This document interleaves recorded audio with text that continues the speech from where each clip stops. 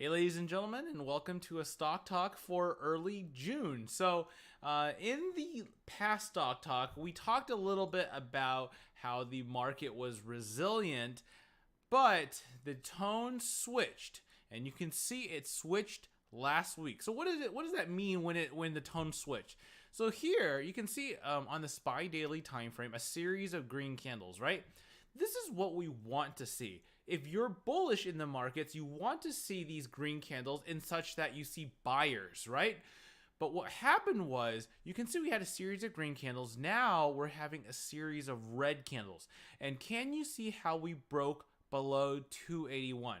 So on the Facebook group, I mentioned to everybody that our group was starting to become bearish until we can do what?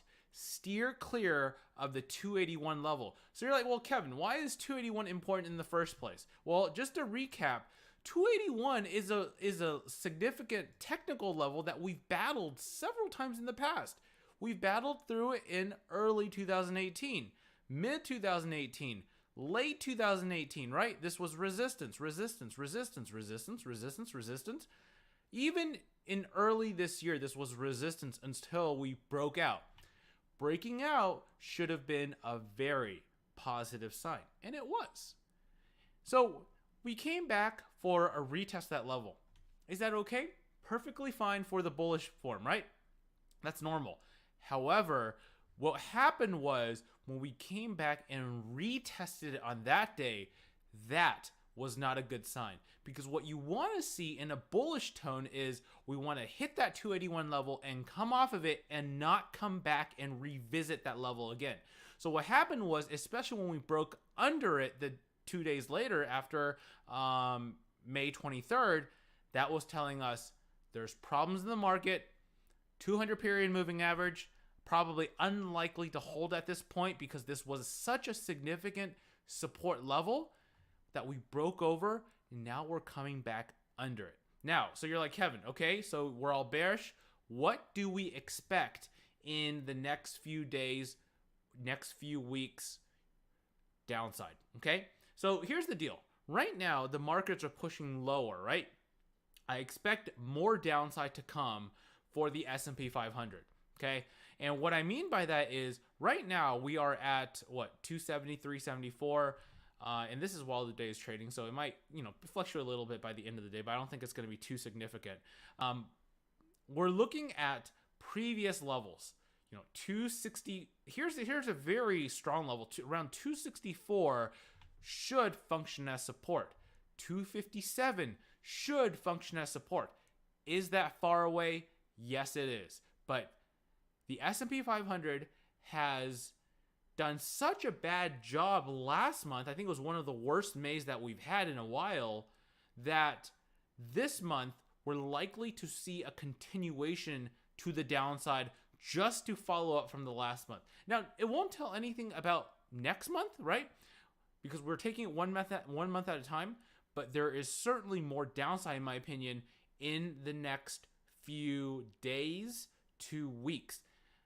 What's my long-term perspective? My long-term perspective is still bullish. I think this is a healthy pullback in a long, in a move back towards 295, SPY 295. But that's in the long term. This is a pullback, okay? So that's that. But the pullback can be significant, because what happens is when fear starts setting in and it perpetuates, it's like exponential. You can see it's exponential. It just falls and falls and falls, and no one thinks it's going to end. And at one point it will end, and then it's going to start reversing back to the upside. But that fear really moves quicker than an up move. So I want to just place emphasis on the S&P 500, because while we have switched bearish, and I will be bearish pretty much the entire month this month, there's some inherent problems in the market that we had to break under 281, and for that reason, certainly bearish. Okay, so let's talk about, we talked about the S&P 500. Let's talk about volatility. Now, when you look at volatility, you can see volatility remaining elevated, remaining over the moving averages, with the moving averages pointing higher now. and that is not a good sign for broad markets as well, because when you look at this looks like it wants to push higher. You can see the moving averages are now tilting to the upside, at least the 20 period moving averages, and we have some problems. You look at the intraday TVIX chart, you can see how much fear really starts building.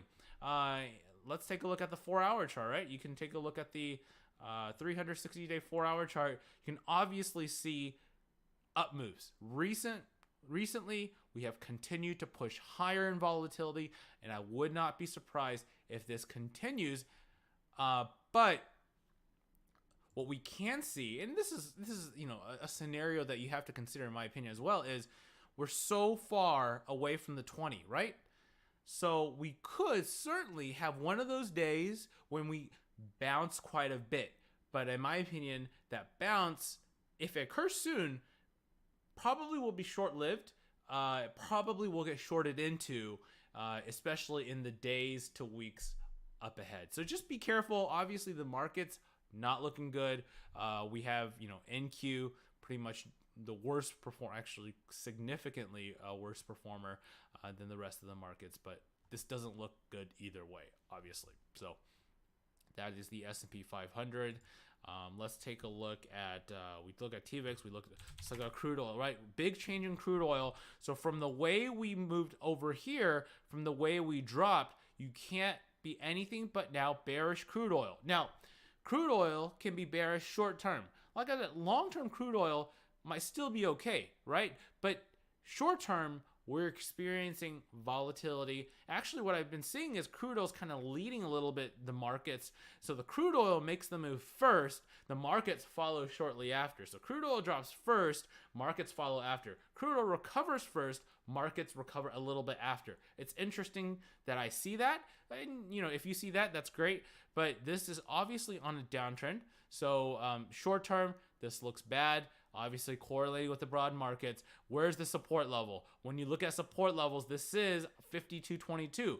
But you know that, in a down move, support levels, while they're significant, they don't have to hold. You can see how we had support here, and it didn't hold. It took one day to really break that down, right? Well, it took, let's see, 1, 2, 3, 4, 5 days to break that down, and that support didn't hold. So you want to be careful, because these down moves can be rapid, can be significant, and you don't want to buy into something. And this is my opinion, right? You don't want to catch something that's falling, right? Catch a falling knife. You don't want to try to guess at the bottom, because 9 out of the 10 times the guess will be incorrect, right? And you're just going to feel, man, that feels terrible. So that's crude oil. With natural gas, when we look at natural gas, this is obviously on a downtrend.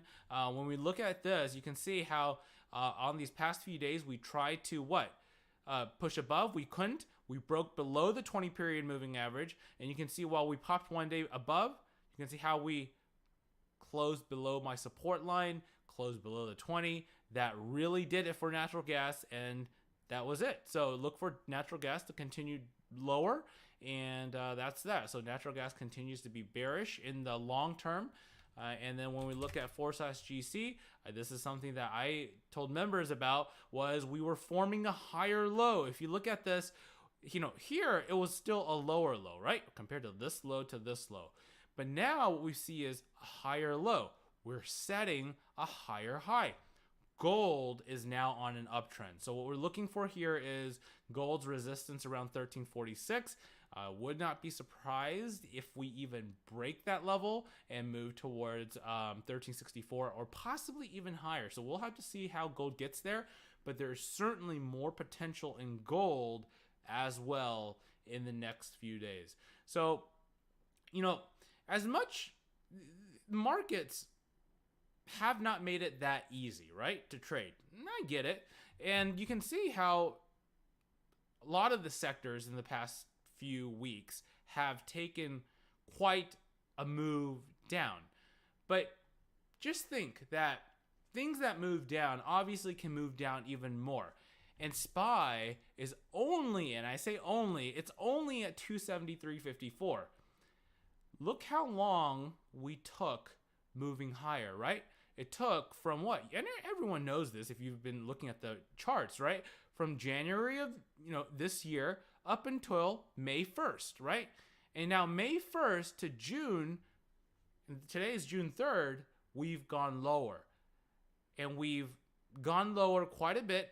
My point here is that the move up, we've probably taken back a 1/3 of it. There's more potential for downside, okay? And you're like, well, Kevin, how is that? How is there more potential for downside? Because even in an uptrend, when I'm still okay with the broad markets long term, even in an uptrend, it needs to form some sort of what? Higher low, right? So from this low to any higher low, we start reversing off of that. But the higher low can be at around here. It can be around here as well. Point here is that that's why there's more significant. So even in the long-term term, we can be bullish. Short-term, it doesn't bode well for broad markets. And with that, appreciate everyone for watching this video, hanging in there. Like if you like this video. If you didn't like this video, put that thumbs down button. Check out the Facebook group, which we've constantly posted on, and check out the course if you're interested. All right, thank you very much, and I will talk to everyone very soon. Happy trading.